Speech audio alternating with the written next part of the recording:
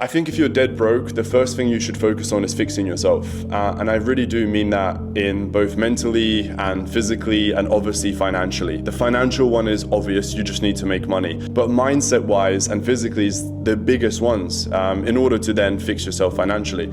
Because mindset wise, if you believe that $10,000 is a lot of money, you will not be able to achieve it very, very fast. If you aim for $50,000 and then you put the right processes in place and you act like you actually are about to achieve 50,000, even if you fall short, you're going to achieve $25,000. Whereas if your goal is 10,000 and you're just trying to make 10K, you're maybe going to make 7K, right?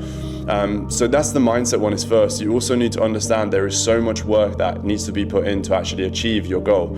If you just think, oh, I'm gonna do a half-assed job, I'm not gonna work that much, you're not gonna achieve it, obviously. And then physically, you need to go to the gym, you need to be in the right shape, you need to get enough sleep, you need to be in a place where you're mentally stable. Like if you're living in some shit area where there's a bunch of drug addicts or whatever, loads of crime, the weather is horrible, it's raining every day, well, do you think that's going to be easier, or is it easier to live in a place where it's constantly sunny?